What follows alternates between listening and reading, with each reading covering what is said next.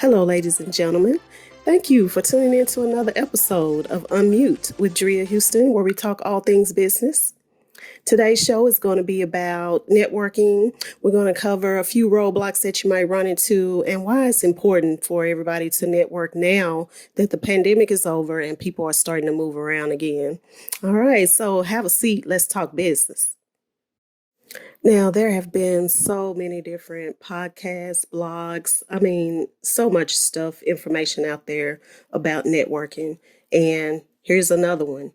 But I want to make sure I put this out because I'm actually going to be covering a networking event pretty soon on June the 10th. So if you're in the Dallas-Fort Worth area, please go to www.eventcity.com/events and register for this networking event because we now have a new breed of entrepreneurs. We have a new breed of small business owners. A lot of people pretty much discovered who they were or just pretty much enhanced who they were during quarantine and the pandemic. So if you fall into that category, please come out. We want to see you. We want to network with you and we want to connect with you as well. So today's topic, as I had said before, is networking. And I read a book back in 2015, even though this book has actually been out. It was first printed back in 1988, but then the 25th anniversary was in 2013, but I actually discovered it in 2015.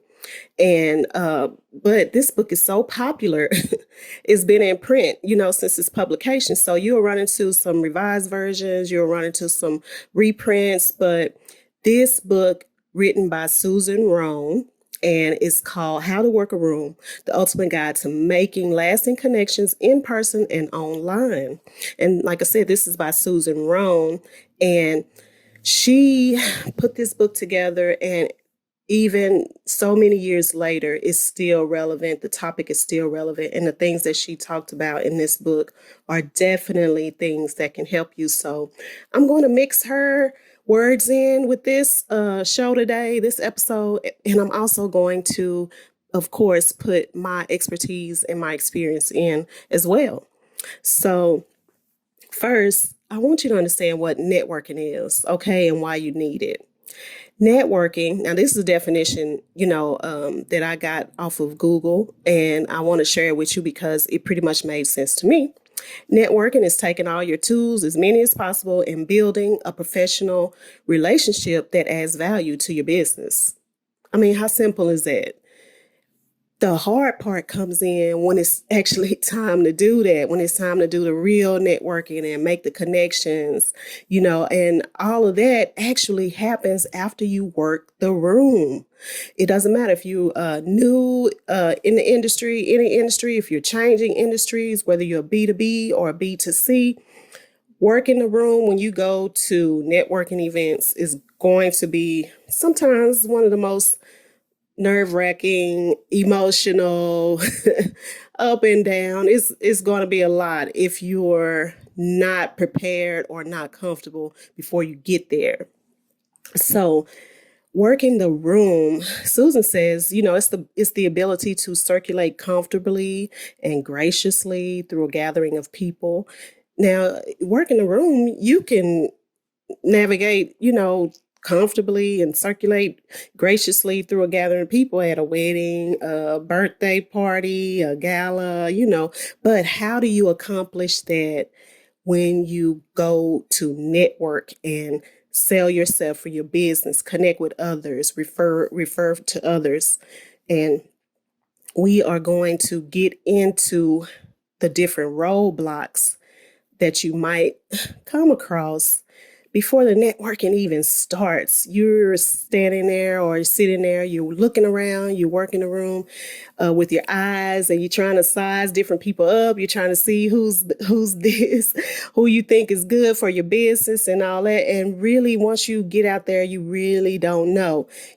Everything will come, hopefully it'll come as an instinct to you, but you pretty much don't know how it's going to go. But the real test for networking, and this is just a little key I'm gonna drop on you, is being able to do it and work the room without leaving sticky residue. Okay. So what is sticky residue? It's sticky residue is a word that I came up with, a phrase, whatever you want to call it. And it's a false narrative that people place on you based off of a bad first impression. So nothing worse than a bad first impression is a second impression.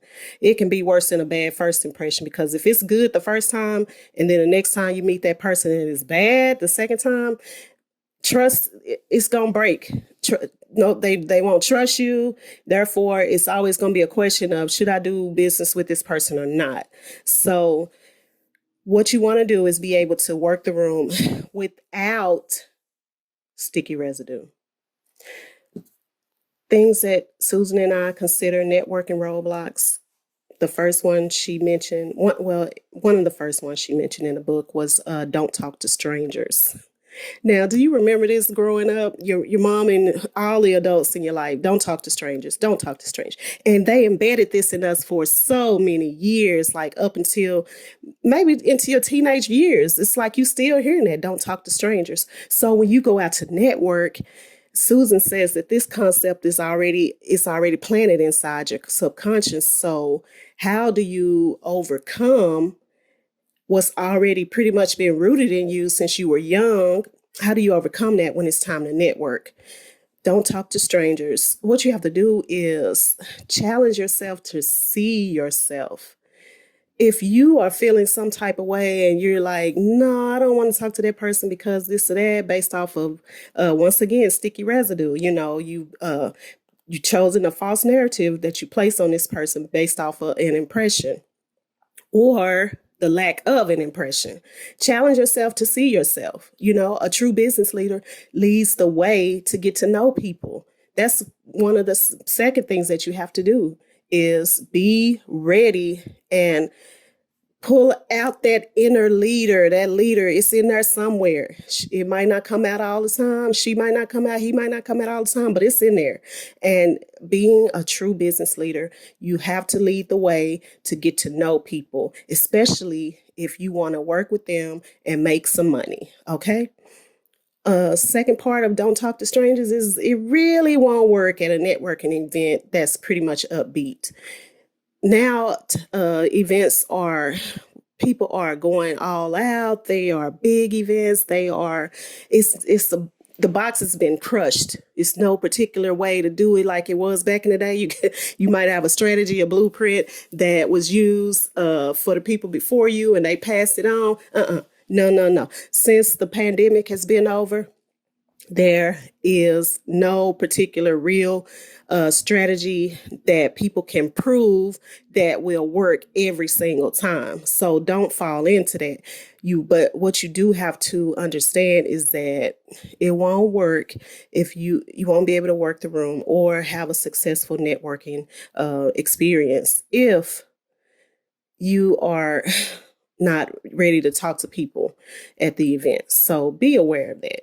The next one, Susan calls this one being better safe than sorry. And I call it Judge Judy. Okay. Because what I think about with this, and I'll explain it with a bit of my opinion in there and Susan as well. Being better safe than sorry, which it basically means that you just want to sit around and you rather be safe because you don't want to risk the rejection. And that's what she said. You don't want to risk the rejection. Now, okay, if you've been in business, you've been doing business, even if you haven't, if you've had a 9 to 5, rejection is part of the process. And if you are afraid to risk rejection, if you rather be safe than sorry, then you have to build your confidence before you attend networking events. And the reason why I reference Judge Judy is because I think about how hard Judge Judy is, right? And how that it doesn't matter what you say. If you lie, she's going to be able to pull it out of you. And a lot of people are intimidated by that when you go out to network with other people. If you don't know your business, if you don't know your product, if you don't know your service, if you can't sell yourself, you will get ate up. And a lot of people think about that They get it. Now, this is where you have to get out your head, because that safe zone ended when you made a decision to be in business. You get out of your head and be sure. What you have to be sure about is the value that you bring. You're bringing value to the businesses that you connect with, and you want to connect with people that will also bring value to you. Top people always talk about closing doors and rejection. Puff, P. Diddy, everybody who did it, Jay-Z, everybody who did it. Um, all kind of actors and actresses, and even people in politics. These people experience doors closing and rejection. Don't take it personal. Don't take it personal. Just do it. All right. Next, good things come to those who wait. Susan calls this the waiting game. Now, I agree with her. I agree, because we say, I don't want to be rude. That's why we might not butt in. Oh, well, I don't want to, I don't want to step on anybody's toes, or I'll just wait till the next chance I have. All of this is going to cause you to miss the opportunity. You will miss the opportunity if you sit back and hold up the wall and you think to yourself, good things come to those who wait, and you don't know how to jump in there and get yourself in there. Before you attend a networking event, please figure out how to build up your confidence.